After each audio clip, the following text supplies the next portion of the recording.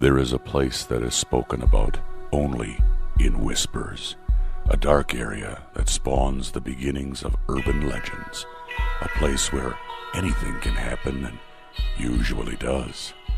During the light of day, it hides just outside of view, but when the sun goes down, spirits, creatures of the night, roam free, and things do go bump in the night. It is in every state and every country, and there is no escaping it, no matter how safe you feel behind your locked doors and latched windows. So we invite you to turn down the lights and turn up your radio while we join Dave Schrader and Tim Dennis, your hosts, on a journey into the darkness on the edge of town. Hello and welcome. You're tuned in to the best in paranormal podcasting. This is Darkness Radio Supernatural News Parashare Edition. What is Parashare? Well, it's when you have a pear and you cut it in half and you give half to your buddy Tim and you eat the other half, right, Tim? Isn't that what a Parashare is? Yeah, except for you've never given me the other half. Oh, that's because that's not really what a Parashare is. It's you, the audience, sharing your stories with us. You email in your stories and tell me about your paranormal experiences. We'll read them on the air. We'll talk about them. We may poke fun at them. Probably not. We'll take them seriously, try to answer any questions we can. So that's what you can do. Dave@darknessradio.com. Email me and let me know if you've had experiences. And paranormal can be anything out of the ordinary. Ghosts, UFOs, aliens, demons, Ouija boards, angels, psychic phenomena, premonitions. Any strange stories you've got, share them with us. Dave@darknessradio.com. And we will share them as the show progresses. We also have supernatural news from around the world. And speaking of, Tim, so I'm in an undisclosed location, right? Filming a new TV series. So all of you that are upset about Holzer Files not being renewed, I will just say this. Cindy Keza and I are back together. We're filming a new series. Shane is also filming a new series for a different network. And so we're all back on TV. We're not working together as a trio right now, but we're hoping that in the future they might have us come back and do a few shock docs about the Holzer Files. And I think that would be great if we could get those opportunities. So don't discount the fact that the Holzer Files are completely dead. But we are filming a new series I'm excited about, and hopefully that'll be out early part of 2022. How about that? So we are filming this new series. I do want to remind people this Friday, though, Tim, September 10th, The Curse of Lizzie Borden is a new shock doc on Discovery Plus and Discovery Plus UK. And I hope that you'll check it out. If you're a fan of this show and you're a fan of the paranormal, please watch it. And I know you may think, but God, there's so much that's already been done about the Lizzie Borden. We are attacking the curse of this story and what went on with it. So we do take it from a different perspective. And I think we capture some really compelling information and evidence that has not been shown before. So I hope you'll check it out. The Curse of Lizzie Borden. It's on Discovery Plus and Discovery Plus UK this Friday, September 10th. So go check that out and email me. Let me know what your thoughts are on it. I appreciate your time and effort. And please also tell your friends, relatives, if you see me post about it on social media, share those posts. Let's get a huge viewing for this, and hopefully I'll get some more shock docs. I do have another one coming out in November. It's like the Demons of the White House or the Ghosts of the White House, something along those lines. They didn't have a finalized word on it. And as soon as I know more about it, I think it's coming out in November, I'll let you guys know about it as well. So that's where we sit. And Tim, I've had a lot of emails of people asking me about another season of Paranormal Night Shift, and I figured I'd just give you a chance to address that now. Sure. Well, as people know, with the whole COVID epidemic, travel between here and Canada has pretty much been nixed. And that's where they film Paranormal Night Shift. So things have kind of been on hold for right now. We'll let you know when things get fired back up. There's supposed to be a second season of Paranormal Night Shift. So when things get fired up, I'll let you know if I'm involved with that project. And if I am, when things will get fired up and going again. So there you go. Very cool. We wish you a lot of luck on that and hope it gets back up and running soon. So Let's get started. So here I am in this undisclosed location, and I'm flipping through the local newspaper, and I'm sure this is probably a syndicated column, but it just caught my attention. It's one of those like Dear Abby or Dear Doctor articles, that you can write in with a specific question, and they'll do their best to answer them. Sure. Mm-hmm. But the headline caught my attention. Mother's convinced nighttime sounds she hears has a name. I'm like, well, that caught my attention. Let's read it. Well, Dear Dr. Roach, the email begins, I need help with my mother's question. She's 86. She reports hearing glass breaking or being smashed. It's so loud that it actually wakes her out of her sleep. She looks around and never is there a glass broken. She says it's also a loud crashing noise, like something slamming up against a door. This only happens at night in her sleep. She states that it only happens a couple times a year for many years, though. I've told her it's a dream or semi-dream state. She's convinced that there is a specific medical name and explanation for her experience. Her name is Sarah. So I thought that was an interesting take on it, hearing these strange noises at night. Is there a scientific explanation? Well, Dr. Roach responds, Sarah, you were right. This is known as a hypnopompic hallucination. For some people, these hallucinations are visual. For others, they're auditory. They can occasionally be tactile. Your daughter is also right that it is a very dreamlike state, except that it happens only as you wake up. Often, it can be accompanied by sleep paralysis, an inability to move anything for a minute or two, which can be terrifying. About 20% of the population can get this on a rare basis, but people with narcolepsy can get it very often. Since you are having them rarely, it is nothing to worry about. Just be vigilant is basically how he's saying here. So I think that's kind of interesting that, they're approaching that in a mainstream newspaper in one of the advice columns. But it's interesting to say, I've been woken up to the sound of something loud, booming or banging on my house. And I'd probably have that happen a couple times a year as well. But here's my question for that.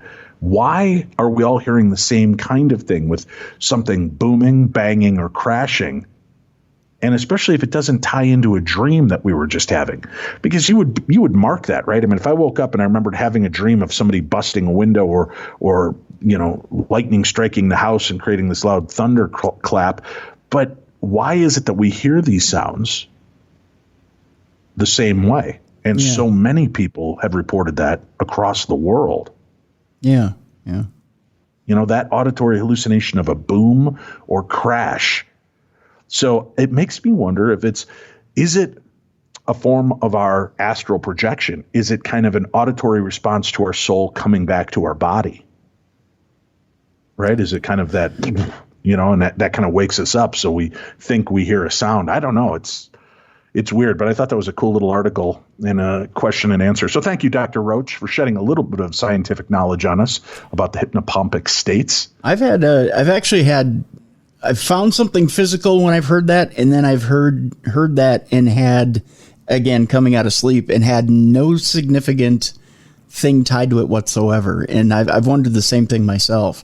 The one thing we covered where my grandpa's shadow box had been, ripped off the wall, and that I was awake for.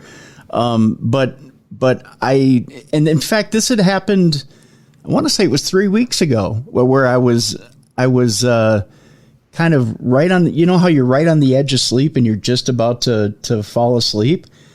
I heard auditory voices in the living room.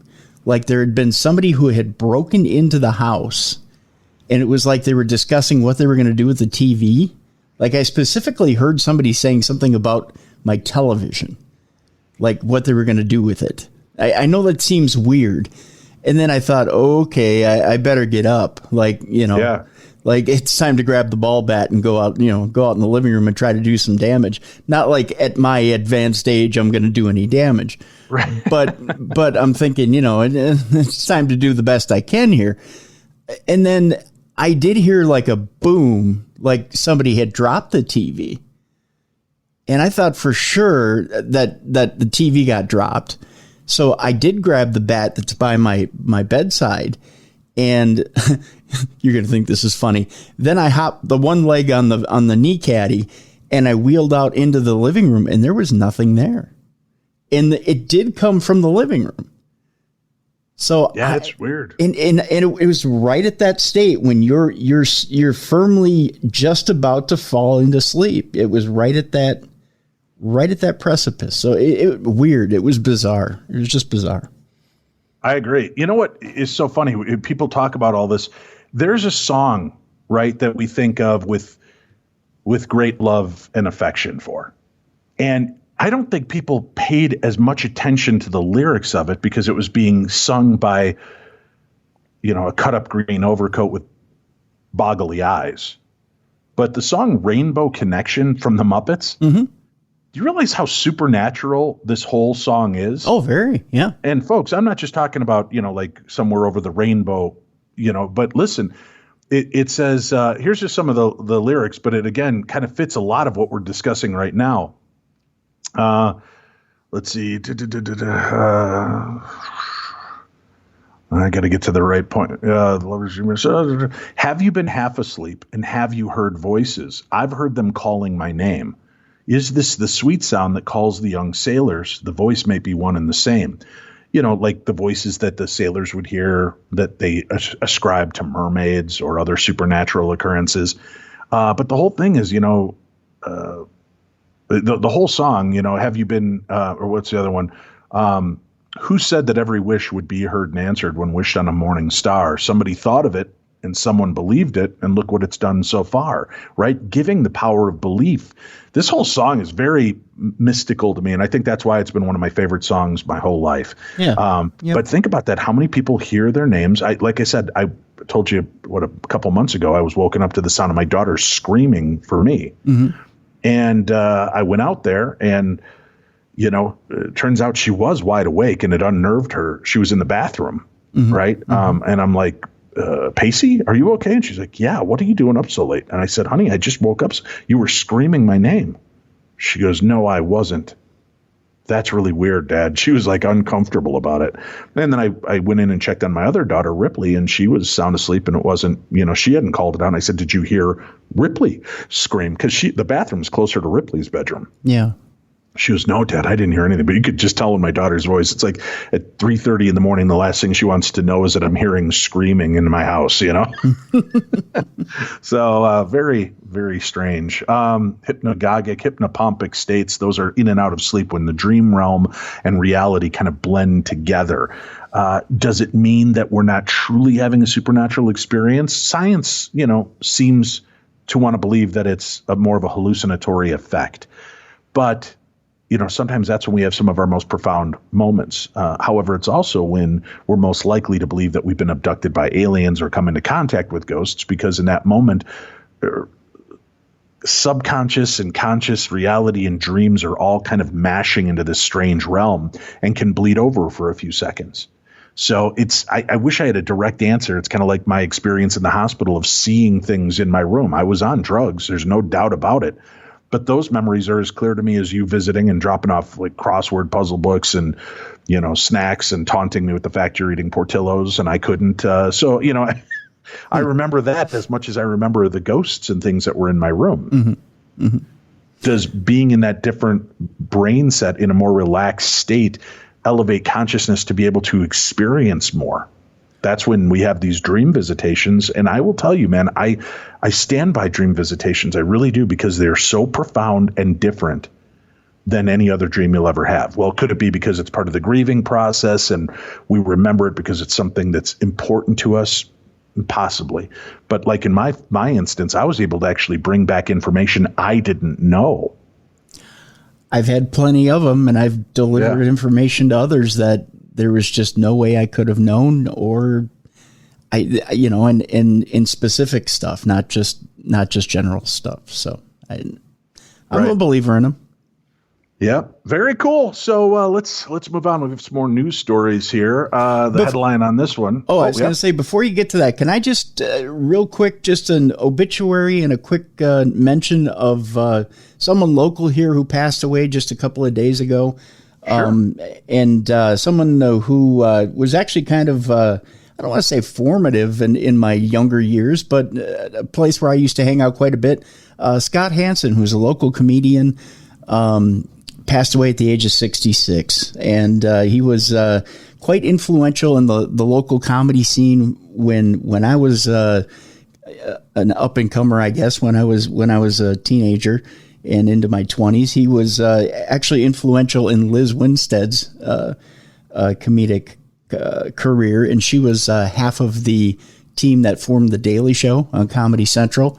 He used to bring in some little known comedian. I don't know if Jerry Seinfeld. I don't know if you've ever heard of him. Not familiar. Yeah, he used to bring in little known guys like that into his comedy clubs. That's awesome. Yeah, and he was kind of the start of the big time comedy scene in the Twin Cities. Scott was ill for quite some time. He was put into hospice in July, and he'll be missed. He actually went to school with my aunt, and he was quite the jokester, and you'll never hear a cross word about Scott. So Godspeed to you, Scott, and see you on the other side, and thank you for all your contributions to the comedy scene in the Twin Cities. Yeah, just the entertainment scene in general. Amazing guy. Yeah. Louis Anderson, Jerry Seinfeld, so many amazing comics came up through Scott Hansen's comedy clubs and shows. Very crazy. Senators look to continue government-led research into strange UFO sightings. That's the title of this article. Provisions included in the Intelligence Authorization Act for fiscal 2022, which the Senate Select Committee on Intelligence recently passed via a unanimous bipartisan vote, would direct members of the intelligence community to further explore unidentified aerial phenomena, or the modern term for UFOs. The work would build on efforts led by the Defense Department's UAP Task Force, a group formed to study unexplained happenings in the sky registered by military members or sensors. Those involved produced a preliminary assessment of such occurrences for USIC and other government leaders earlier this year. Two longtime advocates for more transparency in the federal UAP pursuits said the IAA inclusions mark some of the many elements needed to ensure America is on top of these sky-based national security concerns. I'm glad that Congress is doing something. My only hope is that it won't be a once and it's over with. There must be an ongoing spending of taxpayer dollars to scientifically look and determine what these things are. Because right now, we don't know. The more we learn, the more we don't know, former Senate Majority Leader Harry Reid of Nevada told nextgov.com. Now, the American people can handle this. I'm not worried about that. What I'm worried about is the government trying to hide the information they get. We need to be transparent, he went on to say. During his time as a top lawmaker, Reid secured millions in funding to back the Pentagon's Advanced Aerospace Threat Identification Program, or AATIP, an unclassified but unpublicized precursor to the UAPTF. AATIP operated for less than a decade, conducting UFO sightings-aligned research before it was disbanded in the mid-aughts. It says here, ooh, that's very famous, in the mid-aughts. That means the mid-2000s, folks. Reid and former AATIP director Luis Elizondo discussed those prior and existing programs during NextGov's Emerging Tech Summit last week and pointed to the direction that they'd like to see the feds move on going forward. Now, this to me is interesting, Tim, because they're trying to get an allocation of money for continued research. So, again, if we're going to play into the conspiracy angle of this and your belief system, is this a way for them to procure more money, telegraphing to China, Russia, and our other superpowers that, hey, we're putting more money into developing the things that we're scaring you with now? And if you think what's happened and what's flying over the skies is amazing, wait till you see what else we're going to get. And they're just directing the money. They're like laundering the money through a proposed idea to look into UFOs. Are they instead creating and back-ending more money into creating flight and sky dominance? Well, yeah, or to simplify it even more, you can only get so much money into the defense budget. This is simply an extension of the defense budget. So you're like you said, you're adding more money to the defense budget by giving money to this program. We're telegraphing it, right? We're telegraphing it to people that are kind of an interest and a concern at this point in our history. Yeah, and yeah, you do need a bit of a red flag in order to keep adding to the defense budget, because let's face it, and I'm not going to play politics here, but you are pulling out of different nations, and there are really no real wars to fight, so to speak. We're not trying to fight wars right now as a nation. We're kind of becoming an isolationist type state. We're looking towards our own nation and getting our own crap together, so to speak. So the Defense Department needs funding. That's just all there is to it. What better funding than to look to the skies and say we have a potential threat up there? And what better way to procure that funding than to just say, here's this video out there, and we need to fight whatever's up there because we're vulnerable. So, there you go. Yeah, exactly. Yeah. Very strange. Well, representing a state that's home to many UFO sightings, Harry Reid became interested in this topic years ago out of curiosity and leaned into it during his time in the Senate. I wanted to find out if there was anything to this, he explained. The lawmaker worked with Senators Ted Stevens from Alaska and Daniel Inouye from Hawaii. I'm sorry if I butchered that last name, who he said collected dark money in the defense budget to put funds toward government-led scientific studies into the reported sightings. When Reid expressed his aims, Stevens, as a pilot in World War II, when an unidentifiable object flew to his left, followed him and his aircraft. When it got low on fuel, Stevens landed and asked the air traffic controller what was flying alongside him, and they had no idea anything had been there. Based on that experience, Reid said the AATIP that ask was a very easy sell. Ultimately, the lawmakers were looking to put a hard number to exactly how many people had witnessed the unusual sightings, Reid noted. As it turned out, there were thousands of them. We have counts going back 70 years of people seeing this phenomena. Now it's becoming even more apparent that these unidentified flying phenomena exist. But what are they? We don't know, Reid explained. The more we study, the less we know what they are. But what we do know is that things are developing. See, now there's code to me as well. Things are developing. Observations often included air and watercraft moving at remarkable speeds. Reid said at a military base in the Dakotas, personnel reported communication systems being shut off when UAPs were observed in the area. The same thing happened to a Navy ship off of the coast of San Diego, Reid noted. So it's something we better stay the hell on top of, because to let it go is not good for the security of our nation. So again, to me, this sounds like telegraphing. I feel like we're putting out a veiled threat to the rest of the world of what we're capable of. Listen, these craft that we know are not Russia or China are turning off our defense systems, are turning off our communication systems. Look at what we're doing. So we show the vulnerability to what it can do to us. We're basically telling Russia and China, we can do this to you. Now, I'm not saying, I want clarity. I still believe we're being visited. I believe we have been visited for a long time. Mm-hmm.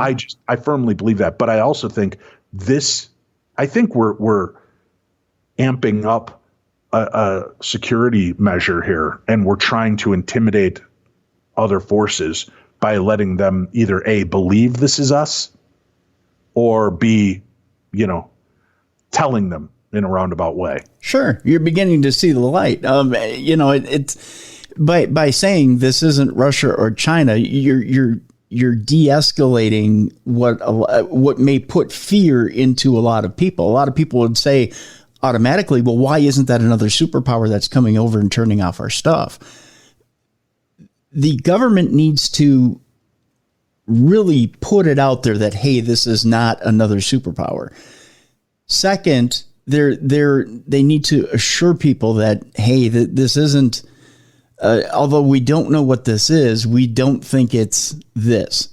How else do you showcase your wares than to give it live demonstration of what it does by giving grainy footage? Again, I think grainy footage is just hilarious to me, because there's people that have better footage off their iPhone. or their Android. Let's give props to both companies. There are people that have better footage off their phone than what the U.S. government seemed to have unveiled in this last round of disclosure. So with that being said, you've got to dole out a little bit and give little teases as to these other nations, like you said, that, hey, we may be sitting on some stuff here that you don't want to mess with. Knowing that we can do this to quote unquote ourselves, just think of what we can do to you. Interestingly enough, and I'll just point this out briefly, and this had to do with what President Biden said to the Taliban as they were trying to evacuate Americans out of before the August 31st deadline out of Afghanistan. It was interesting, the threat that was put out there, and the threat was this: you won't interfere with what we have to do to get Americans and their allies out of there. Otherwise, we will come in there and act swiftly and do what we need to do. Now, you can, first of all, you're not going to send more troops in there, okay? And I'm not saying they're going to send a big old UFO in there either. Don't get me wrong. But obviously, there's some sort of technology that the U.S. can use to deal with the issue swiftly and then pull people out and get the job done and bring their people home. They don't need to, mess around and get bloody in any more than they have to in the Middle East. You know that. I know that. Everybody else knows that. I just find it interesting that the government plays little games, when it comes to, we're going to pull out now, or we're going to do this now.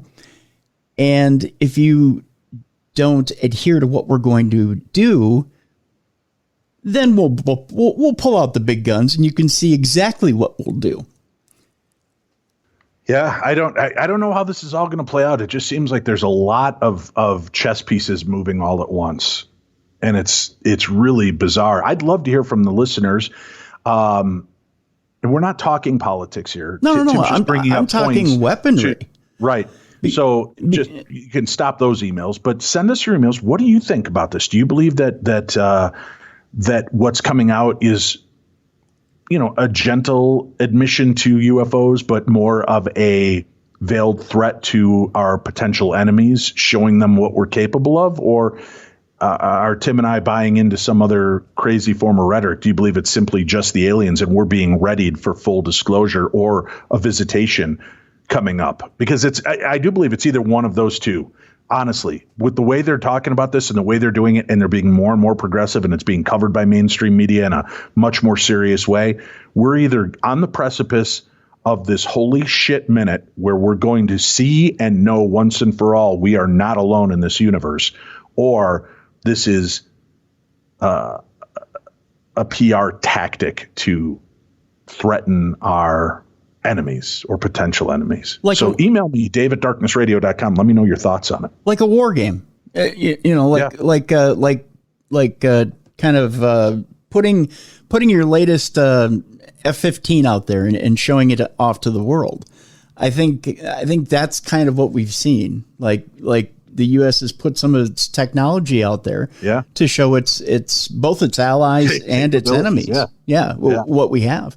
Think about it, too. I mean, just keep in mind, folks, how many of these things are seen around our military installations and nuclear installations. If it truly was a threat, I think we would be engaging in warlike efforts. It's interesting to me how many of them are seen around our installations. So that to me is intriguing, that it might just be our own stuff, and we have to test it over our stuff before we test it over somebody else's, because if we hover and listen, putting it off on the aliens, if they're testing this technology and it sets off a bomb or it sets off a horrible reaction, they have plausible deniability. They can put it on another enemy. Sure. We don't know if it's China, Russia, or aliens, but this is what happened to us. which again is a thinly veiled threat to our enemies if it is us, because we're telling the people one thing, we're telegraphing to the rest of the world what we have the capability of doing. And I'm glad that so far it's just been being able to show the capability to shut shit down. Mm-hmm. And I hope it doesn't ever go wrong to where, it sets things off. So we'll have to see how this plays out. It's fascinating. I get excited about it because I really think we're on the precipice of major disclosure of we're all going to see it for ourselves because it's amping up, or buying into more of the conspiracy that it's our stuff, and it has been for a long time. I still think we may have, if it is our stuff, we got it from somewhere. I believe that we from wreckage or whatever. I think that's what's help us get to this point. So I honestly think, and I'll keep this very brief, I honestly think if there was alien contact, it happened at Roswell, and I don't think they've been back. I think that if you and I were aliens, okay, and we came across this world with as barbaric as it is, with as much as our people are warmongering and haven't stopped, I wouldn't want to come back to this planet. Right, but it also might be just an interesting place for them to watch and experiment with. And there, Rendlesham Forest is still very much on the plate. There's the Canadian Roswell story that is pretty undeniable. There's so many different UFO sightings that are undeniable even since Roswell that I think, are pretty compelling information out there. So I wouldn't be so sure that they've only been here. Roswell was the only crash. Listen, plane crashes are not happening all the time, but they do happen. Yeah. And if we have developed some kind of way to disrupt their flight pattern, we may have found ways to bring them down accidentally that they may have changed so that we can't do that again. But, there have been a few pretty well-documented instances of things crashing and going down. And so I don't know. Like I said, I'd love to hear from the audience on this. Dave at darknessradio.com. Send me a message. Let me know your thoughts of what's going on. We'll take a break in a second. I do have an email. Hi, Dave. And this is weird synchronicity. We were just talking about dream visitations. He says, today I was listening to an old episode of Coast to Coast AM that you were hosting, and you mentioned your grandfather visiting you in a dream. The story you told stuck out to me because I had a similar experience a little over a year ago.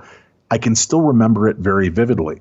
I was in what felt like a half awake, half sleep state, and I felt myself stand up and turn and put my legs off the side of my bed. Yet I could tell my physical body was still laying in bed normally. Next thing I know, I felt like my body was sucked up through a vacuum tube incredibly fast, and I was transported to a warm, open field, similar to the field that you described, which I thought was interesting looking back on the experience now.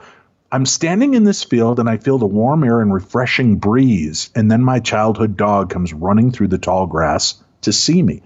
I can tell we're both very excited to see each other, and I'm petting him for probably about 30 seconds before I get that feeling where you think you're falling in your sleep, and it's like my soul is thrown back into my body and I wake up. I've heard a lot of people having dream visitations from loved ones, but I've never heard anyone mention pets before, and was wondering if you had. I never got to have a proper goodbye with our dog before he passed, so the dream was comforting, but seemed all too real. I believe in tons of aspects of the supernatural and paranormal, but try to remain skeptical. I've never had any sort of dream visitation or out-of-body experience before, and I haven't since. So what do you think? Dream visitation or just a vivid dream? Thanks, and that comes from Kirk. Boy, Kirk, I don't know. It's a great story, but listen, and I've explained this in the past, I petted a ghost cat without realizing it was a ghost cat. After my dog passed away, I would feel the dog jump up on the bed. I could feel his breathing pattern as the bed kind of bobbed up and down. When my parents' dog passed away, they would constantly feel Walker, the dog, jump up on the bed, or they could feel the presence of the dog in the bed, breathing heavy like it used to.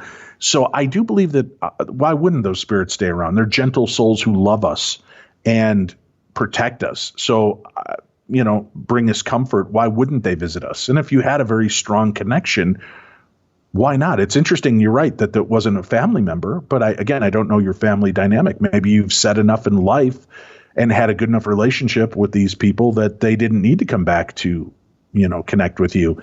But the dog that you never got a chance to say goodbye to, maybe that was just his way. Maybe that was his way to come back to you, and he had been around you all these years. Maybe now he's going to launch back into life, and this was his final goodbye to you. I don't know. I wish I had that insight, but it's fascinating nonetheless. Thank you so much for sharing your story with us. All right, let's see what else we have going on here. Got a couple more emails we'll cover. Let me take a quick break. We'll come back. You're listening to the best in paranormal talk radio. This is Darkness Radio.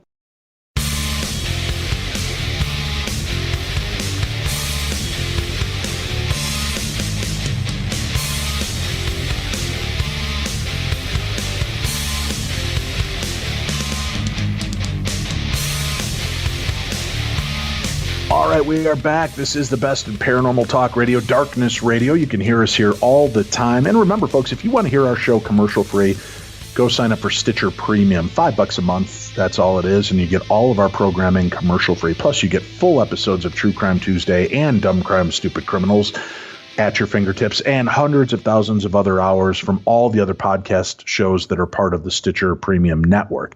So that $5 a month isn't just getting you our show. It gets you all of the shows on the program network. So make sure you go check that out for yourself. $5 a month. Use the code word Darkness Radio. I think it's all one word, and you're supposed to get some deep discount savings on that. So go check it out and sign up now. Here's another email we got, Tim. All right. Hey, Dave. Now, don't be offended, Tim. This one's directed to me because it's a Holzer Files related story. I'm not offended at all. Oh, my God. I'm sorry, buddy. You can hear the brokenheartedness, folks. Why are you so cool to Tim? I'm not brokenhearted. Come here, buddy. Sit in my lap. I'll rub your back while I read this story. Come here. I'm good. All right. I'm good. Hey, Dave. I totally love your new meditation theme. The black tarry substance infused with light works incredibly well. Thank you. For those of you that have no clue what that means, we did some extra bonus episodes where we did a lot talking about intention and manifestation. And at the end of the episodes, I had a couple of experiments. I just did a really well-received program at the Michigan Paracon. And I was really touched by how people reacted to it in the emails I've gotten since. So I'm glad that worked. But if you want to know more, go back and check some of our bonus Friday episodes. And especially near the end, you'll hear some of these experiments on intention and how to let go of bad things and how to help service yourself through time travel support. That's right. I believe you can help yourself time traveling within your own lifetime mentally to give love and support back to those moments when you were the most vulnerable. So to hear more about it, go check out those episodes or come see me at some of the conventions as I do some more of these intention talks and experiments. Anyway, I've replayed that episode several times. Your interview with Stephanie Milanowski was outstanding, and I bought her book. I emailed her, and because I mentioned hearing her on your podcast, she gave me a free reading. It was 2 hours. She helped me with the situation, and I'm very grateful. In fact, I mentioned something to her that happened the night I watched the Holzer Files Mystery Hill episode. She had such a strong reaction that I thought I would tell you, hoping to let it go. As I watched the episode, I really got excited because I had been there as a child. I paused the show and I tore through a box of old photos, and I found Polaroids from about 1977 or 1978. I remember shooting in very low light just before they closed for the day with my one step, and my 11 or 12-year-old self was so psyched to be there and see the sun setting and the pointed stones. My parents thought it was cool, and it was across the New Hampshire border from central Massachusetts where we lived. It was a spontaneous excursion and very enjoyable. Well, after your episode, I tweeted it out with the found photos, and it was cool. I went to sleep. All was well. Mystery Hill has always intrigued me, not really scared me. So during the night, I woke up and I saw a scary, cloaked older man standing in my room. He was gray-skinned, almost bluish. He was insanely intense, very angry. He was standing like 5 feet away from my bed, black cloak with the hood up and his eyes shining. He was between a window and a large oval antique mirror. He was holding a ball of swirling light, and he mocked me, pretending to throw it at me. I scrambled back in my bed toward the headboard while reaching for the light, knowing I needed full light. I switched on the light and poof, he was gone, just like that. My heart was thundering. It was a horrific experience, like beyond a nightmare. Stephanie told me she would call that a visitation. The word druid came to me in the morning. I don't know anything about druids, so not sure what it's all about, but I would have thought sorcerer, that son of a bitch. That's what he said in the letter. Anyway, Stephanie really helped me out on another matter, and I appreciate your show with Tim very much.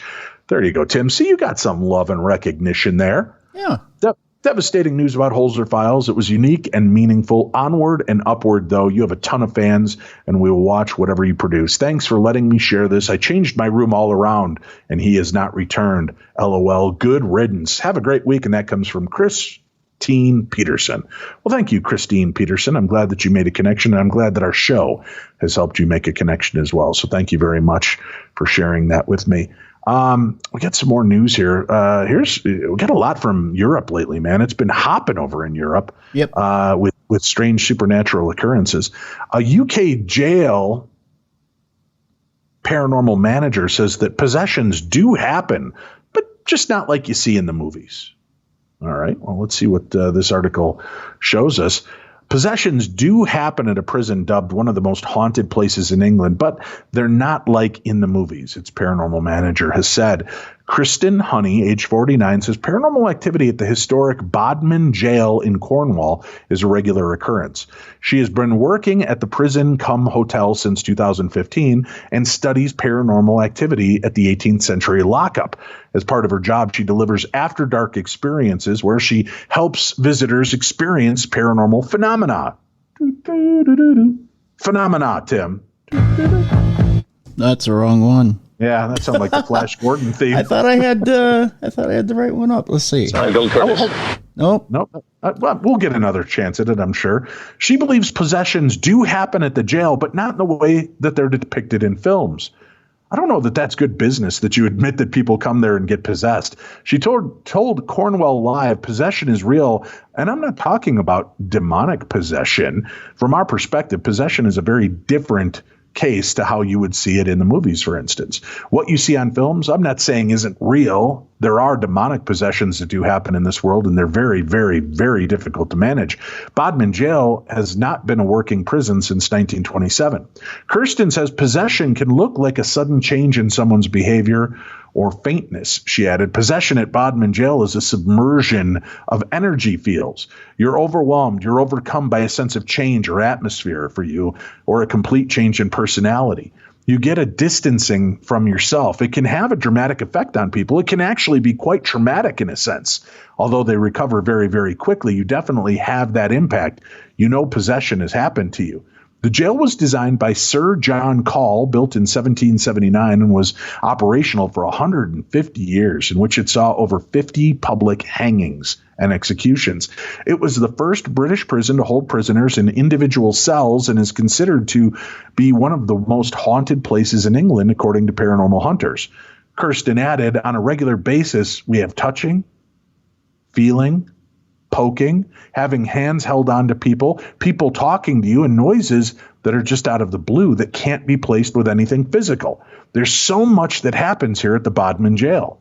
The word paranormal for us means anything that's not normal within your day-to-day life.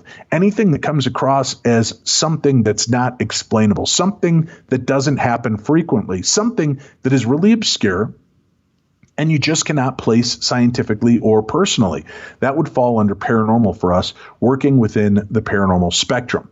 The prison closed in 1927, but reopened as a tourist attraction, offering ghost tours, and even as a hotel. Kirsten added, I kind of thought you would have the odd moment and the odd shadow. What I didn't expect was full-on paranormal activity, interaction at its greatest, being held onto, being hugged, being told a story, being actually spoken to in real time, hearing and seeing this poltergeist-like activity. Bodmin Jail has a phenomenal reputation for being the most haunted place in England, and it upholds that reputation very nicely.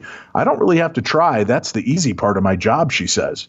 I don't know. If you're being told possession of some sort happens on the regular, would you go to a place like that? I probably tend to stay away from it. Yeah. Yeah, I would have a concern that, okay, if something there can affect me psychologically, physically, and personally, does it really leave you when you leave there? I don't know. That it would be interesting to hear if people have had these kind of experiences, and did it follow them? I don't know. I did get a couple of emails from our friends over in Europe, Tim, and they say, hey, Dave, keep up the great job of totally mispronouncing every city, province, town, and English word known to man. And they get quite a kick out of it. So I'm glad that I can bring entertainment in many different ways, Tim. Just a little round of applause for the great job you do. Yeah, thank you. Yeah. Two of the most popular Nottingham landmarks are believed to be haunted by ghosts and dead spirits, according to a paranormal activity investigator. As a matter of fact, this article has many different videos to go along with it, so you can go check it out at darknessradio.com. Click on that news tab, and you'll find this week's news. Visitors would not miss the chance to explore the National Justice Museum or Robin Hood experience when they arrive to the city. I've been to both. Very cool locations. Ghost believers, however, say there's more to these two tourist hotspots than just the fascinating history. Adam Bird, founder of Nottingham Ghost Investigations Team, crowned the National Justice Museum the most haunted place in the county, with Robin Hood experience coming to a close second. The 38-year-old has led hundreds of investigations in the city of Nottinghamshire, visiting private and public locations since 2003. He said he has always had a passion for observing paranormal activity and started to see ghosts' presence when he was only a child. I used to see things as a child because I grew up in a haunted house myself, Adam said, so I've always been intrigued by the subject. The investigation team now has 7 members who have already investigated countless properties across the years. In modern days, ghost hunters and investigators like Adam use professional equipment and run complex investigations to determine if a property is haunted or not. Adam went on and explained, before we actually do any investigating itself, we visit the location or the home. We first interview the people who live there, and we go into details about what they've seen and experienced. We also create what we call baseline tests, where we check the electromagnetic frequencies of the area. The first thing we really try to do is find a natural explanation before we assume that it is something paranormal. If the electromagnetic frequencies are particularly high, well, that could explain why people are seeing and hearing things. So once with all the baseline tests and things like that, that's when we go in and investigate. We visited the National Justice Museum 10 years ago, and I can say that is the most haunted place we have ever been to in Nottinghamshire. The Robin Hood experience is also very close to it. There's a lot of paranormal activity in there. That is when Adam and other investigators spend their night inside the property with cameras ready to capture any paranormal activity. Footage provided by the Nottingham Ghost Investigations Team has captured moments when objects appear to move without being touched and mysterious shadows moving about in the dark. Gary Holmes, general manager at the National Justice Museum, and no relation to fictional character Sherlock Holmes, in case you were curious, Tim, has been working at the popular city landmark now for 25 years. He said he is no stranger to experiencing strange goings-on at the museum and has witnessed strange episodes over the years. Mr. Holmes added, "My experiences here range from physically seeing things move in front of me to hearing strange voices coming from empty rooms. The more recent we have had was obviously through lockdown. The building was very much sort of asleep for the majority of the times when I was coming in. Most of the time just on my own, just making sure that the systems and the building itself were remaining intact. During that time, it was quite a lot of strange noises and strange activity going on." He tried to capture the paranormal activity on camera, but with no success. However, he is not the only one admitting that the museum is filled with strange presences. Regional, national, and even international teams of investigators that spent the night inside looking for ghosts over the years have claimed that the place is definitely haunted, Mr. Holmes recollects. He said, "I'm very much a skeptic. I mean, I certainly was before. I've witnessed and experienced all of the paranormal episodes, yeah. I would say I definitely believe that there's something, some kind of energy, whether or not you call it ghostly experiences or hauntings. I think the building itself has an energy, and that it's all the investigators, even from other countries, visitors, and everyone that has said and seen things here. There has been a lot of misery and a lot of suffering here. There is probably a lot of tormented souls that have been processed through this building, so it is bound to have that sort of energy. It is going to sort of reside within the building, so to speak. It is never going to go away, and it's always going to possess whatever it encounters. That sort of atmosphere of doom and gloom, suffering and pain shall remain forever. Although we are living the modern lifestyle and we don't hang people anymore, there is a reason why that sort of energy just does not dissipate and go away. It is within the walls, the floors, and the courtrooms that we have got here, and it makes the building sort of still live and breathe. Oh, Commander! Do tell. Similar paranormal activity has been observed at the Robin Hood Experience Museum in Friar Lane. Batteries drain here when someone comes in, and they even recharge themselves as soon as people leave, it's believed. Now, Adam Sinclair Greenwood, owner of the tourist attraction, said, "We are a very popular venue for ghosts and spirits, and paranormal investigation teams have always had a good experience when they visited. The alleged spirits mess around with electrical objects and cause a lot of trouble with our push-up button systems. But it is part of the charm of this place," he added. "Things move when they should not, and taps get turned on," Adams admits. He said, "It is after the character of the place, I would say. I think any old property would have had those things happen. This building dates from the 1700s, and there is a medieval cave underneath it, showing there has been another building on the site since probably 1,000 years earlier. It would be almost surprising if it was not haunted." Quite. Yes, I get the people from England that mock me for totally butchering their imaginary town names. First of all, I'm not butchering them. I'm reading them as they're written. It's not my fault that Nottinghamshire is Nottinghamshire, because that's not how it's written. You'd think the English would know English, Tim. Right. God's sakes. Wiggledy-piggledy-doo sure is not a town. No. Seriously, I think they threw darts, right? It's like, here in Skull Glasses Amplifiershire. What the shit? None of those things even go together. Right. Hog's Paw Docktow Soup Village.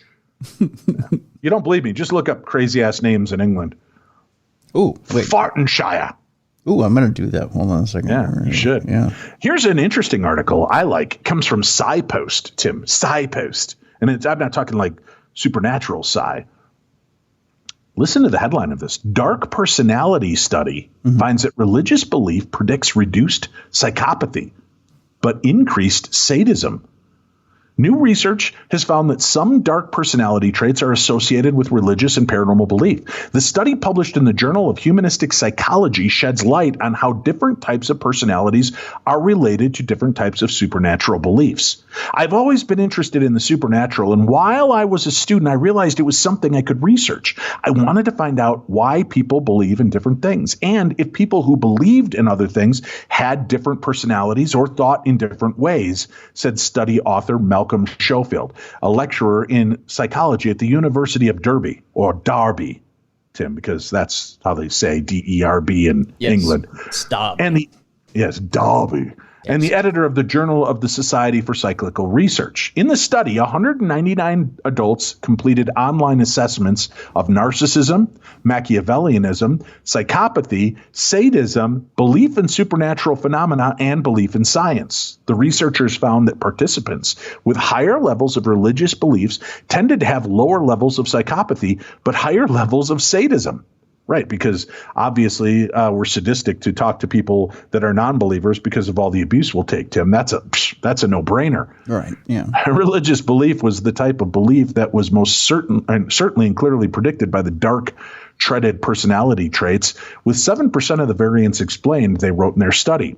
In other words, those who agree with statements such as religion gives meaning to my life were slightly less likely to agree with statements like, I feel justified in doing anything I can get away with to succeed, but slightly more likely to agree with statements like, I enjoy humiliating others. See, I have a hard time believing people answer those properly. Because even if they're anonymous, psychopaths, sociopaths, narcissistic personalities, they probably don't realize what assholes they are. Right? So are they going to say, oh, yes, I enjoy destroying people. I enjoy making them feel bad. Or are they thinking that they're empathetic? I don't know. Or are they chameleonizing like Dexter from the serial killer, right? Trying to fit in. So they're going to answer in ways that think are sociologically acceptable. So I don't know that I believe these studies. You've got to think in even more minutia. They're going to answer the way that they think you're going to want to hear. Yeah. The findings indicate there is a difference in people's personality depending on whether or not they hold religious beliefs or paranormal beliefs. Schofield told SciPost, while particular beliefs might be associated with dark personality traits, the reasons for this can be complex. For example, religious believers being linked to sadism could be a result of a belief in a just world where people believe others get what they deserve. Belief in science, on the other hand, was not positively or negatively correlated with any of the dark treaded traits. You could be a dispassionate or philanthropic scientist. Either are just as likely, the researcher said. Of course, not everyone with strong religious beliefs is a sadist. The findings represent small differences between groups, and the correlation nature of the data prevents the researchers from drawing any firm conclusions about cause and effect. While the study indicates that some dark personality traits are linked with certain types of belief, it does not mean that believing in a particular thing is bad, Schofield said. However, it might indicate that people use beliefs to justify why they have a particular personality trait. The study included participants who identified as atheist, agnostic, Christian, Muslim, nun, and spiritual, but cross-cultural aspects of different beliefs need to be addressed more, and a study examining these more closely would be helpful, Schofield said. The study, Tales from the Dark Side, the Dark Triad of Personality, Supernatural, and Scientific Belief, was authored by Malcolm B. Schofield, Ben L.H. Roberts, Caroline A. Harvey, Ian S. Baker, or Ian, if we're going to go with the hoity-toity, and Gemma Crouch. That sounds like a Harry Potter character. Yeah. Gemma Crouch. Very cool. We do have this article up as well, and there is a link to that study at the bottom of the article, so you can click the link and go read the article and the study for thyself, Tim. Dave, if you didn't indulge me for just a brief moment. No, but of course. I have a very long list of rude and funny English village and place names in England. I just would like to name a few. Please do. All right. A cock screen in Worcestershire. What? A cock screen. A cock screen. Yes. Yes. There's Beaver Close. Yes. Broad Bottom in Cheshire. Yes. Broad Bottom Girls. Isn't that a song by The Queen? Yeah. Yes. Cock and Take in Staffordshire. See, they're so naughty in Europe. They are. This whole list is just disgusting. Fudge Pack upon Humber. Get out of here. No, serious. It's in Umberside. It's Fudge Pack upon Umber.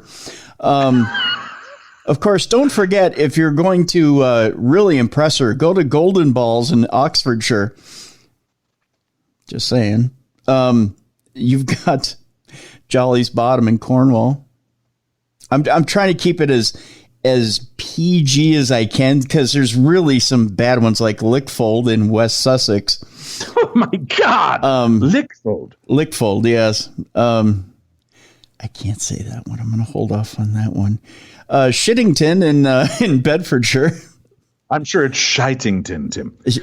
But of course, shite is poop over there anyway, isn't it? Yes. Yeah. There is the really bad F word is of course over there too. The one that we can't say that is a cigarette over there.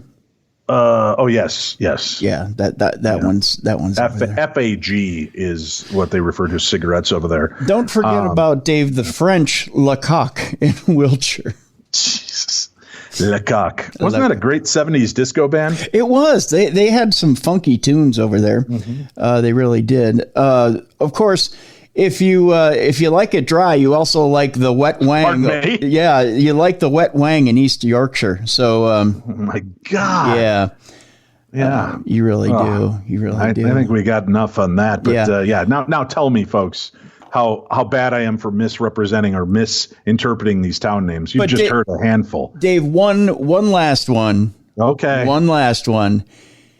Scotland needs to be included in here too. They have a little mountain over there, although it's not little, but it is the Bastard. So there you go. Yes. Yep. There you go. That's just a brief encapsulation. I really should send you this link so we can put it up on the website. Okay, shoot it over to me, and we'll include it with the news. You can go see these crazy ass names, and those were just the filthy ones. Otherwise, there are like these these weird like mitten bull cockenshire. It just, it doesn't make any sense. Yeah. I don't get it. There you go. All right. So Tim, pull your shekels together. Okay. Because the Enslin Haunted Mansion has gone on the real estate market for the first time ever in upstate New York. Mm-hmm. That's right. Located on a main street, the beautiful landmark, the Enslin Mansion, has an eclectic history. The protective ghost of a young man who passed away, the spirit of a wife pushed down a flight of stairs to her death, and the specter of a grandfather who still haunts his ancestral mansion. Any one of these would make a home verifiably haunted. The home was previously used as a supper club in the 1920s, entertaining many legendary guests, including Jack Legs Diamond and a few other well-known celebrity guests. Well, if they had other well-known, why wouldn't they have given us more than Jack Legs Diamond? Right. The Enslin Mansion in Troy, New York, has all these spirits and more. Historical information. Built in 1890, the home was purchased by Friedrich Anthony Fail in 1919 after he and his wife arrived from Bavaria. The home was consistently been in the family's hands. Present owner, award-winning screenwriter, author, and great-granddaughter uses the home as an inspirational muse.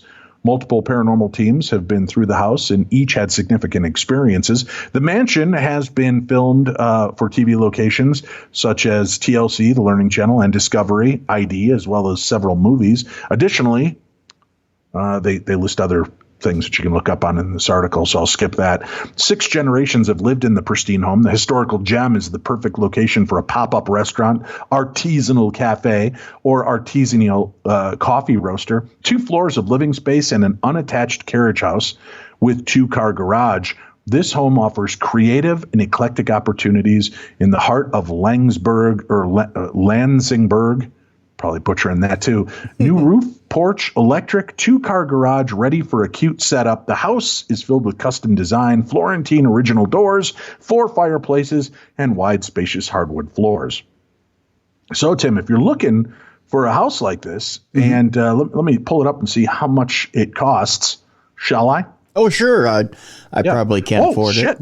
But holy cow, that is really affordable, actually. Really? It's only $444,444. Oh, is that it?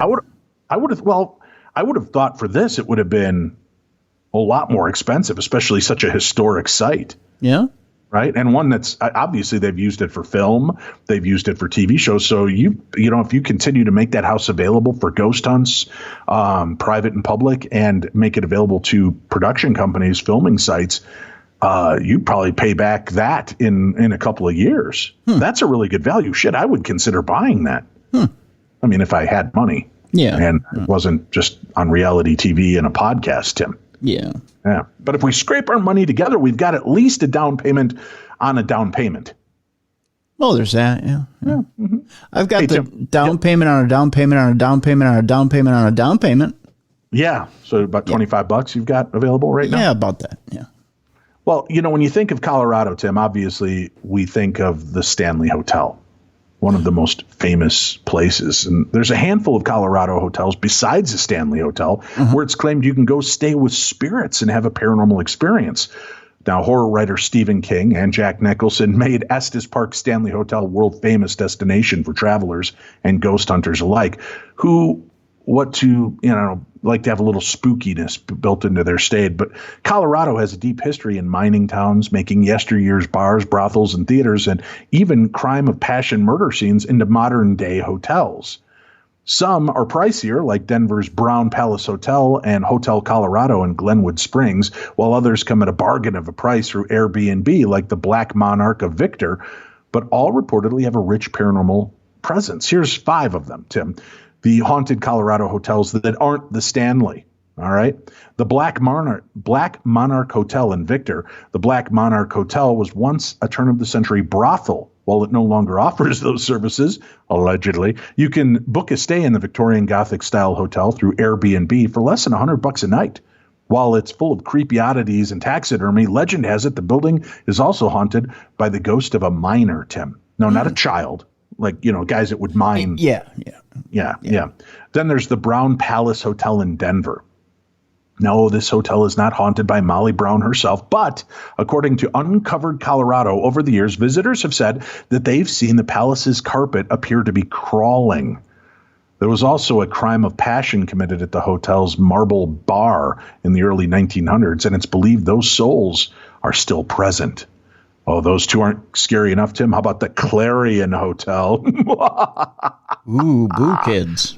Yeah, in downtown Greeley. The Clarion may not have mining town history, but Greeley locals say that there's some paranormal activity within the walls of the hotel on 8th Street and 8th Avenue. The hotel is where a historic theater used to be, and legend has it that Rosie is a turn-of-the-century ghost who's still seen hanging around. In 2003, the Greeley Tribune ran an article about the hotel's ghost encounters, including the ghost on the 3rd floor. And employees run in fear, stating that they don't want to work alone, and some never even want to come back. Then you've got the Gold Miner Hotel in Nederland. Up in the mountains outside of Boulder is the historic gold miner built in 1897. The hotel looks just as it did 120 years ago because it's furnished with antiques and a few spirits. You can read about a few haunting experiences in the article, so I'll have this up again. Just go to darknessradio.com, click on the news tab. You'll see this, and then when you scroll through this article, you'll see another link that they give you to go dig into some of the deeper stories. And finally, the Hotel Colorado in Glenwood Springs. Built in 1890s, it has it all: crimes of passion, a history of a former morgue, apparitions of a man named Walter. And you can read a lot about those ghostly experiences through the article as well. Then there's Red Rocks in Morrison, Colorado. Red Rocks is most visually stunning venue in the U.S. And if legends are true, one of the most haunted. A 2016 piece for 303 magazine details several spirits who supposedly stalk the outdoor space. The most famous is the Hatchet Lady, who lives in a cave in the rock's shadow and may appear naked with an axe to dismember naughty children. Naked, woman, axe. Tim's, there's your date for this Halloween. Sounds like a plan to me. There's the Phoenix Theater in Petaluma, California. In 2014, Tom Gaffrey, longtime manager of the Phoenix Theater in Petaluma, California, which this has nothing to do with Colorado. I don't know why we suddenly made this jump. Has unexplained phenomena that he's experienced, including random phone calls and voices from within the otherwise empty building and several ghosts. He's even given them names like Little Kid, Big Chris, and the Lady in the Bathroom. Real original names there, buddy. And he's not the only one that's seen ghosts. They've been verified by psychics and other paranormal experts, and a security guard for Guar who asked who that little kid back there is at the exit in the middle of the show. The guard walked out after no one could find the boy. So there's other stories from around the world, other places you can check into as well in this article, including First Avenue from Minneapolis. So I'll put this whole article up. You can go check it out for yourself. Pretty cool little site and article to check into. Let me see here. We've also got a story of a former Playboy model, Tim. We talked a little bit ago about ghosts of animals. Yep. Well, Bridget Marquardt has a story to share, and she did recently on one of her programs. A former Playboy model has claimed she can hear the ghost of her dead dog running around her house. Since leaving the Playboy Mansion back in 2013, Bridget Marquardt has gone on to become an avid ghost hunter and says she is using her passion for the paranormal to make contact with her dog Winnie, who passed away recently. Relaying the story to paranormal investigator John E.L. Tenney on her podcast, Ghost Magnet, Bridget recounted how she thinks Winnie is communicating with her. She even explained, even though I kept her groomed, her nails would still get stuck in the carpet a little bit, and you'd hear it go click, click, click, click, click, click, sometimes like Velcro on the carpet when she walked by. And sometimes I think I'll hear that, and I think, oh, it's just the cat. And I sit up, and the cat's asleep on the end of my bed, and I'm like, wait, that's no cat. So maybe I'm getting signs, but I really want something that's concrete where I'm like, well, that's definitely her. Bridget's guest, John, agreed that there is a strong possibility that she heard the ghost of her dog. He suggested people say, do animals have ghosts? We are animals. I know we think of ourselves as human beings and we try to set ourselves apart from them, but hell, we're animals too, John E. L. Tenney says. If we have ghosts, and of course they have ghosts, of course they have spirits that persist. And I have to agree, man, if you've ever had a pet, a dog, a cat, a bird, they have souls, they have spirits, they're so loving and affectionate. How could they be nothing more than just a automaton, right? That just this like robotic creature that allows you to pet it and feed it. It has to have a soul because of the caring and kindness. And I know Tim's going to have a hard time believing that cats are caring and kind, but mine always take care of me. When I'm in a bad mood, depressed, sick, whatever, they gather around me, collect me, they kiss, they cuddle, they snuggle. So I don't know if they're just waiting to see if I'm going to end my own life so they can eat me. But they do seem to be very affectionate. It's tenderizing. It's called tenderizing, Dave. They're that thing where they kind of put their paws on you.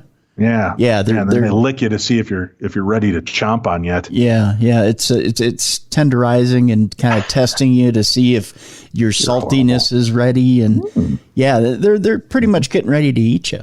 Yeah. The love that they shared with us and that we shared with them, it's intangible, and their body might go away, but the love that they give us is with us forever. And what I find intriguing about this article is that they choose to show throughout the entire article no pictures of animals, no pictures of ghosts, just pictures of Bridget in a bikini over and over, different poses and such. Wow. Yeah, that's a good way to objectify her instead of talking about the reality of the deeper subject she's referring to. Well done, Daily Star. Yeah. Jackasses. Come on, stop objectifying, for God's sakes. We get it. She was once a Playboy model. She's more than that. During her time as a Playboy model, the article goes on, Bridget starred in The Girls Next Door, a reality TV series that focused on the lives of the women who lived with Playboy owner Hugh Hefner. She now hosts podcast Ghost Magnet, in which she interviews guests from the world of the paranormal.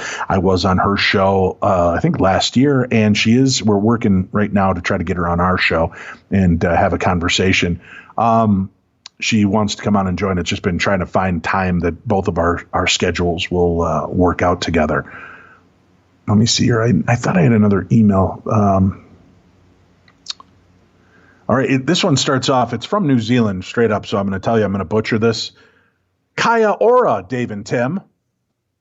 Yeah. Kia ora. I don't know. Here's another international fan to add to your world listings. I am from and live in New Zealand. I have been enjoying your podcast for some time now. It makes up for the fact that our country still does not have access to Discovery Plus. Thankfully, we've had a few paranormal shows on TV, including your good self with the Holzer Files series, Only One. I know we're so deprived. New Zealand is a stunning country, which is also full of its well-known haunted locations. Its melting pot of history goes back from when the Maori, M-A-O-R-I, Maori, landed on our shores to more recent times when mainly British settlers came over, followed by many other cultures. It's cute that they call them British settlers. We call them ex-convicts and prisoners, right? Wasn't that where they sent them, was Australia, New Zealand to get them out of Britain? Yeah. They were prisoners. Yeah, we call those settlers. That's a very PC way to handle it, I guess. While I binge listening to the last couple days of podcasts, and laughing a lot with you, especially regarding pronunciations of English towns and cities, you brought up a place which is familiar to both my husband and I, the town of St. Helens, Merseyside. Or is it Merseyside? This became my home for many years. While I lived in England, I met my husband, made close lifelong friends and people I call family, including the man I call my dad. One place I am very familiar with is the old naval barracks. The building has been hired for many uses, including dog training, and around 12 years ago, we took our young black Labrador pup to classes there. At that time, it wasn't commonly known to be a haunted hotspot, which it is today. Having paranormal shows such as Paranormal Lockdown UK with Nick and Contrita certainly did give it an added spotlight. There were a couple of instances, which at the time I brushed off, but might indeed have potentially had some paranormal merit to it. The first was before we started class. We would all cram into a small space leading to the main hall. On quite a few occasions, my pup would become fixated, looking up the stairs at a certain point in the area we were waiting. He would often bark, sometimes bow to play and jump about. At the time, I thought nothing more of it. Pups often do crazy things, right? But now I wonder if he was seeing more. It was believed that three-legged ghost dog Bruce, who haunts the building, was also a black lab. Maybe Pango, my pup, was interacting with Bruce. There was a feeling you'd get when in the hall that you were being watched. It didn't happen every time. A few canine parents felt it, but again, we joked about it was a ghost and continued to keep focusing on training our pups. Anywho, thanks again, you two, for always having such great podcasts, which I always find insightful, interesting, educational, especially concerning the science, theory of all things paranormal, as well as entertaining. Maybe one day, once this horror show that is a pandemic is manageable, I'll be able to attend one of your amazing events, as we have nothing like that on our small isles. Thank you. Take care. That comes from Bex. Thank you, Bex. Very sweet. Mm-hmm. Very nice. She mentioned both of us, Tim. There you go. Boom. Yeah. Yeah, do you feel better? A little better? I didn't feel bad to begin with. Buddy, you don't have to deny. Just open your heart to me. Let me in. Let me in. Let me into you. I just want to be inside you, Tim, to help you. You know, I want to let me into your heart, into your soul, into your mind so that I can comfort you, Tim. That's all I'm saying. Okay. Yeah. We're going to go to Long Island, Tim, where Huntington native Carrie Ann Flanagan Brodsky has spent years investigating and writing about the history of Long Island. But in her newest book, the award-winning author received help in telling those stories, help from the ghosts of the island's past. Each chapter of Brodsky's new book, Haunted Long Island Mysteries, brings the reader to a different historic location to learn about its past and hear from people who continue to tell their stories, even after death. This book in particular has some really spiritual stories along with teaching about local history, Brodsky said. And what better way to teach that local history than through ghost stories? Brodsky said her book, which is her fourth book about paranormal activity on the island, includes transcriptions of communications with spirits in many historical locations, such as the Long Island Maritime Museum, Miller Ridge Inn in Jericho, and Lakeview Cemetery in I don't know how to say it, Tim. Patchogue. Patchogue. Patchogue? Patchogue? Let's go. Yeah, Patchogue, maybe. You and your fancy learning. Brodsky remembers the first time she experienced a ghost communicating with her by electronic voice phenomena through a recorder in 2006 after meeting paranormal investigator and medium Joe Giaquinto at one of her history lectures following the release of her books on the history of Huntington. He taught her about electronic voice phenomena, and they worked together to investigate the paranormal at a historic location on the island. Soon afterward, Brodsky was transcribing an interview she conducted in a home in Huntington with the residents who had paranormal activity in their past home due to objects they had from around the world. She was shocked to find the recorder she used to catch the interview on tape had picked up additional voices, one of them from the other side. It was as if someone pulled the recorder up toward her mouth, and it was a little girl who said, "Hold me." Brodsky said, "From that point on, I knew it was possible to communicate with ghosts." The experience and others like it led to her first book on the paranormal titled Ghosts of Long Island, Stories of the Paranormal. While investigating for her new book, Brodsky and Giaquinto used a ghost box, a transistor radio that continues to scan stations, allowing spirits to communicate through spoken words via the white noise. "We treat them like people because they are people. They are people that crossed," she said. "Because of how we treat them, we end up getting amazing responses." In an interaction Brodsky wrote about in her new book, she had finished interviewing Denise Shepard, director at the Oyster Bay Historical Society at the Earl Whiteman House. Brodsky and Giaquinto were recording with the ghost box and asking the spirits questions about a woman who may have been killed in the house. "I asked, 'Does the woman who killed herself in the house stay here?' And the spirit said, 'Of course.'" Brodsky remembered. Denise said, "Did she kill herself or did someone kill her?" The spirit said, "It's possible." Another spirit said, "Yes." And another spirit said, "Killed her." Denise said, "Hi, spirits. Did somebody kill her?" And the spirits clearly said, "Yes." As a professional photographer, Brodsky takes her own photos for her books. She has caught apparitions in her photos, which she believes to be energies connected to spirits. We're going to try to have her on the show here. I'd love to hear some more of these stories and availability. You can find that book and online on Amazon. And when we have her, I'll have it directly linked into our Amazon gift shop, if you will. Hey, Tim, Nessie's back in the news. Oh. It's the latest viewing. Nessie Hunter has claimed to have captured images of Loch Ness Monster swimming in the water while using high-tech equipment. Alleged sightings of the legendary beast have soared in the past few months, and one tourist believes he has proof of Nessie in the loch. The last spotting marks the third sighting of the Loch Ness Monster this summer. Brandon Scanlon, who has been named by the official Loch Ness Monster Sightings Register, claims to have recorded a sound image of a creature rumored to be 3 to 4 meters. That's around 9 to 13 feet long for those of us in the Americas, Tim. Oh, yeah. This creature was seen below the waves.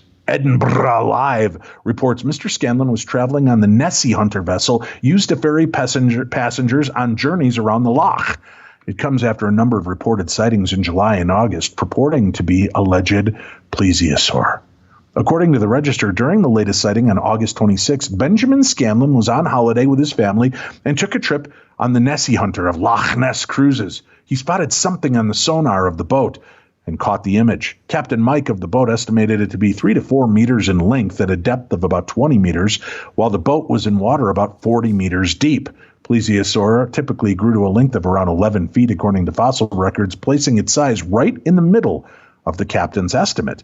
Recent sightings have included Mr. Veacock. I said Veacock, Tim. Oh, right, yeah. Yeah, claiming to have seen an unidentified creature rise 2 feet from the water before descending back into the peaty depths while on holiday late last month. In another incident, a father and daughter claimed to have seen Nessie moving through the water while hiking nearby. There's images and information on that. If you go check out our website at darknessradio.com, click on that news tab and you'll find more information there. What else have we got going on here? Oh, a UFO mystery in the daytime sky suddenly moves in a jaw-dropping video. And yeah, we have that video up on our site. Where, Tim? Darknessradio.com. Did you just say jaw-dropping? Yeah, jaw-dropping. I'm bass-ackwards today. Okay. In a jaw-dropping video. Okay. Good Lord. Okay. Yeah. It's a drag getting old, man. I think it's the altitude of the area I'm in. I can't tell you exactly where it is, Tim, but there are big skies here, and I feel like I'm up in them. New York City? No. Okay. I'm I get very winded up here. Okay. Families say they were spooked when the road trip turned into a UFO encounter as a star unexpectedly appeared in the sky and then rapidly started to move. Jay Mitchell was driving his wife and daughter near the U.S. city of Keokuk, Iowa, when they caught sight of a presence hanging in the air. His videoed an unexplained encounter and says even his daughter is convinced it's aliens. It's a cute video. You can hear the kids. Are those aliens? And the mom's like, no, they're not aliens. He said, we noticed it in the sky because it was a huge, bright star, and we thought it was odd that there was a bright star shining during the daytime. It was not moving for a few minutes, but we started filming it when it began moving across the sky. In the video of the encounter, Jay's 6-year-old daughter can be heard asking if they were looking at aliens. The child's mother tries to reassure her that, no, that's not it. But the parents are stuck for answers themselves. They ponder aloud if it could be a drone or a plane, but neither is sure. When the mother's like, I think it's a drone, and he goes, yeah, there's drones in Keokuk, Iowa. The military's hotbed of activity. Jay, who lives in Hamilton, Illinois, is still uncertain about exactly what they saw in the sky. However, he's convinced it wasn't a plane, saying, all for what it was, I'm not sure. It definitely was not a plane, the dad added. It was a few hundred yards in the sky and too low for a large plane. I'm still unsure exactly what it was, but it was very big and very bright.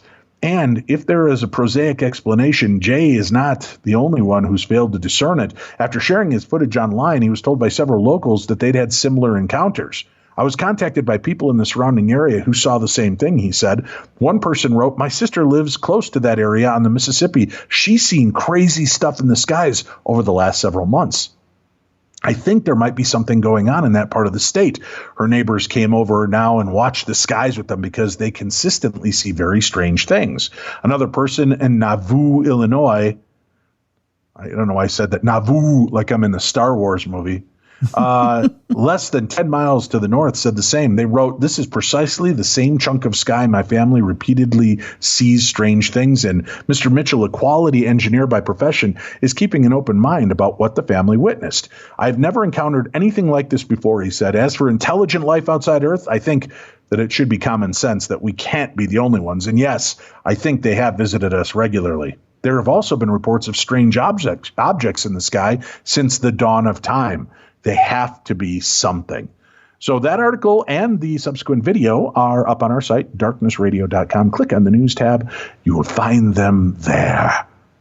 Here's a weird-ass story. Oh, you have something to say? Go ahead. I was just going to say, if you're ever going to see something and know whether you've seen a UFO or not, Keokuk, Iowa is going to be the place.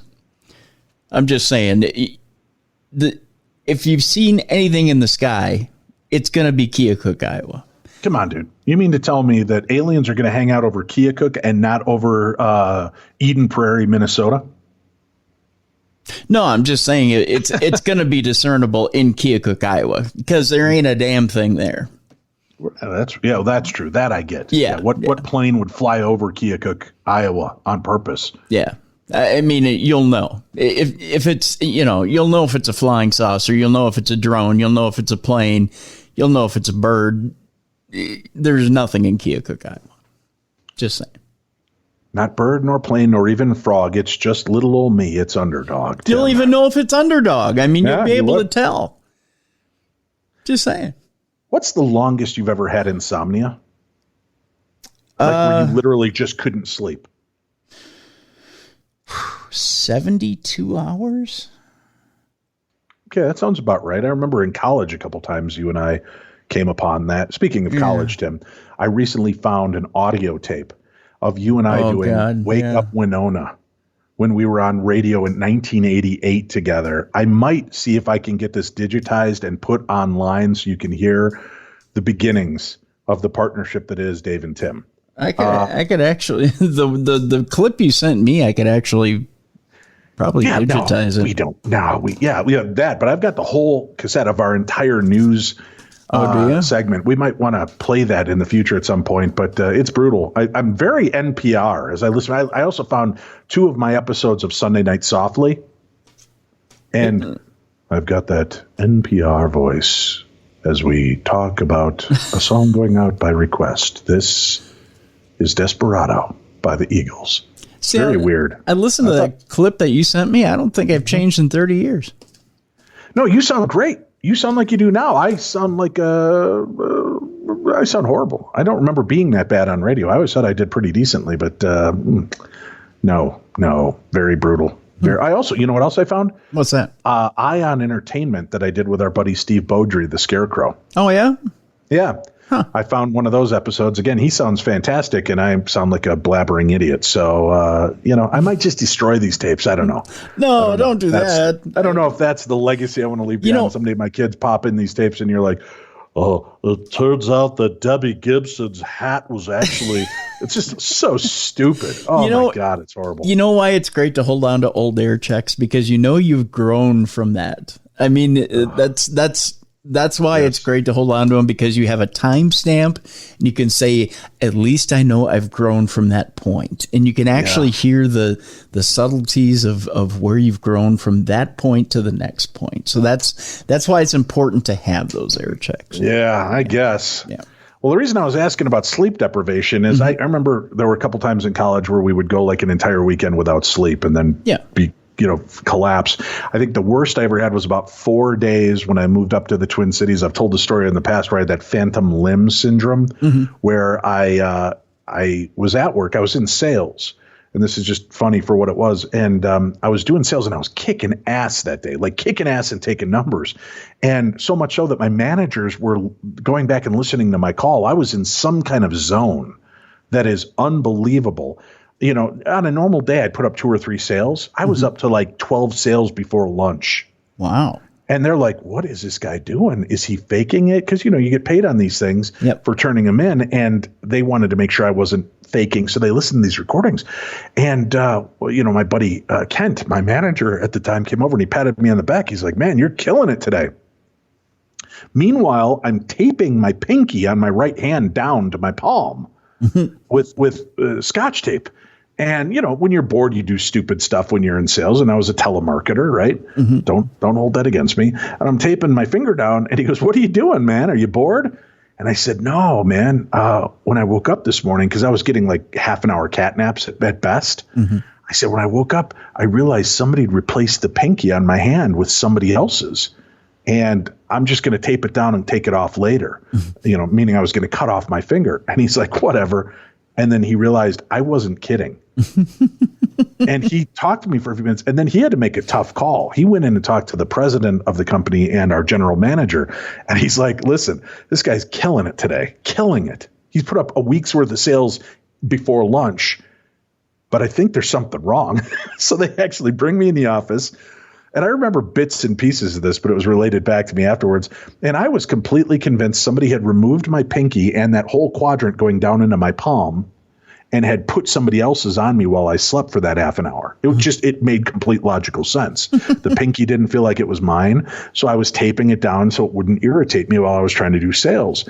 And they didn't know how to react. And then they, started prodding me about, are you on drugs? Are you supposed to be? Are you diabetic? I'm like, no. And then they're like, well, Dave, how much sleep have you had? I said, I haven't been sleeping well at all. I've been getting like an hour or two a night if I'm lucky. I fall asleep at 5, 6 o'clock in the morning. I got to get up at 7:30 and drive into work. And I remember Greg Cleary, my manager, going, all right, can you step out? So they stepped out, and to their benefit, they could have kept me on the phone. I probably would have put up 40 sales that day. They drove me home. And Kent drove my car, Greg drove me in his car, and they dropped it off, but they made a stop at Walgreens and bought me NyQuil and a Benadryl. Huh. And they made me take a Benadryl and a shot of NyQuil, and they're like, just get some sleep and then come into work tomorrow. I'm like, okay. And we'll pay you for today. Don't worry about it. I woke up 2 days later. Oh, my gosh. 2 days later, I was unconscious. And when I went in, I felt good. I was refreshed. I had that sleep hangover, but I had no real memory of any of this. And they were just worried that and they like, can you wait till tomorrow to cut off your finger though? Okay. Don't do it today or tonight. Just wait till you wake up and then call us and tell us if it still feels bad, and we'll take you to the doctor and get it done the right way. I'm like, okay. And I woke up, thankfully, realizing it was still my pinky in my palm, so that didn't get cut off. But I tell you that to tell you this. A woman in China maintains she has not needed to close her eyes and go to sleep in over 4 decades. So for most of us, several days without sleep would leave us barely able to function. Yet for Li Jingzhang, a woman from Henan, China, the idea, now it sounds like I'm being rude when I say Xinjiang, but it's like Zhanzying, Xinjiang, right? I don't know how else you would say it. Yeah. A woman from Henan, China. The idea of falling asleep is itself nothing more than a distant memory. Now in her mid-40s, the last time she recalls sleeping was when she was a small child. While this might seem implausible, nobody has ever actually seen her sleep. Several of her friends and neighbors have repeatedly attempted to catch her in the act, but to no avail. Incredibly, Lee's claim of having never slept in 40 years is actually true. Well, sort of, according to this article. Doctors have now determined that she suffers from a very rare condition that sees her sleeping while awake and fully conscious, meaning she can be technically sleeping even while having a conversation with someone. The medical team used data collected during a 48-hour brainwave monitoring session to reveal that Lee got light and moderate sleep despite neither going to bed or closing her eyes. This sleep while awake phenomena is similar to sleepwalking. So while she hasn't technically gone without sleep for 40 years, she doesn't need to go to sleep like a normal person. As a result, she has lived twice as long as the rest of us. How weird is that? That's bizarre. Knowing somebody's running the ship when you're not there, does she have memories in those sleep zones, though? That's what I'm curious about. There's nothing more on that article. I don't know. You would think you'd have to have some sort of subconscious memory, wouldn't you? And wouldn't you be able to pull that with hypnosis? I don't know. Well, but I'm saying she might have full memory of it. I don't know if they didn't talk about that aspect of it. It would be interesting to dig into. Our final story is here, Tim. Okay. Let me remind people this Friday, again, The Curse of Lizzie Borden, a new shock doc that I'm a part of, along with medium Chris Fleming, Sam Beltrusis, an actual bloodline relative of Lizzie Borden, and Luann Jolly, a paranormal investigator. We return to the murder site of the Borden family, and we examine the curse of Lizzie Borden. And was there something more at play than just a simple murder? That documentary is this weekend on Discovery Plus and Discovery Plus UK. It starts Friday. That's when it'll be made available. I don't mean it starts and it's an ongoing series. It's a one-off shock doc. If you have the commercial-based version of Discovery Plus, it's a 2-hour shock doc. For those of you that were willing to pay $7 a month, you get a commercial-free for an hour and 36 minutes. So there you go. Our final story is here. It's a mystery that's endured for 76 years in fabled area that many sailors and aviators have long said contains supernatural forces we don't understand. Of course, I'm talking about the Bermuda Triangle. On December 5th, 1945, 14 airmen flying 5 World War II torpedo bombers called Avengers took off from Naval Air Station Fort Lauderdale on a routine training mission over the Bermuda Triangle and were never seen again. The U.S. Navy even sent a Martin Mariner search plane out at the time to find the missing aircraft, and that plane and its crew of 13 that also disappeared. A new scientific investigation into the mysterious disappearance of the aircraft is the focus of the History Channel documentary History's Greatest Mysteries, narrated by Lawrence Fishburne, that is going to air this week. Kerry Sanders got a preview of the documentary on Tuesday, as the mission's lead underwater explorer shared findings from the year-long scientific mission into the Bermuda Triangle, an area off the coast of Florida that extends southeast to Puerto Rico and north to Bermuda. Now, we see this round piece of wreckage with teeth like gears, a lead underwater explorer Mike Barnett says in the documentary. I'm thinking to myself, this looks like a gun turret. Emotions are running off the chart. Could this be one of the Avengers? It, in fact, was the wreckage of an Avenger, leading to the question of whether it's an Avenger from the mysterious Flight 19 that disappeared back in 1945. And that's a real question, Barnett told Sanders on Today. We don't know yet because a lot of people don't realize that there are hundreds of aircraft lost off the coast of Florida. This potentially might be one of the Avengers from Flight 19, but it still has a story to tell. And by knowing that, which aircraft it is, we know where Flight 19 isn't. Muddying the waters is the fact that researchers found Navy records that suggest the wreckage discovered in the documentary may be a different crash. Since 1930, more than 325 planes and more than 1,200 ships have disappeared, crashed, or sank into the Bermuda Triangle, which is an area roughly the size of Alaska. Sailors and aviators have often speculated over the years that the Bermuda Triangle contains inexplicable forces that could not potentially mean the presence of extraterrestrials, which Barnett is just not buying. He believes the wreckage of Flight 19 is out there, but not that the ship went down for any reasons straight out of Close Encounters of the Third Kind. Not one bit, he told Sanders. I rank it with Easter Bunny and the Tooth Fairy. How dare you, sir? How dare you? So that new documentary is on History Channel. I want to watch that. I'm fascinated to see what they're able to uncover. And does this turn out to be the Flight 19? History's Greatest Mysteries. You can check that out on History Channel, probably on Discovery Plus as well, because they do cover it there. Thank you guys for tuning in and spending some time with us here. I hope you guys will tune in this Friday and check out the shock doc, The Curse of Lizzie Borden. We'll be back with you next week. But Dave, Dave. Phenomena.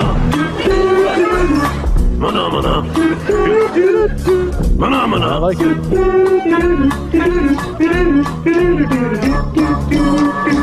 There you go. Thank you for aiding our OCD, like people that have been twitching all show wondering where that was going to be played. Yeah. So it is out there. Oh, by the way, we are back tomorrow, Tim. I don't know if I've told you about this, but we do have a show tomorrow, Thursday, as well. I was about to just say goodbye. We'll see you next week. But it turns out, Tim, it's not that easy. No. We don't just go away today and return next week. Obviously, we had True Crime Tuesday yesterday. Yeah. Today's brand new Supernatural News and Parashare. But tomorrow, Tim, we have a remarkable show lined up. It is The Way Through the Woods, a child's escape through the haunted forests of World War II Germany. We're going to talk about that tomorrow. Anna Maria Manalo, our guest. So make sure you tune in and check out that episode. We talk about her previous books and the book she's currently working on, some weird, strange supernatural phenomena. That's tomorrow. Phenomena.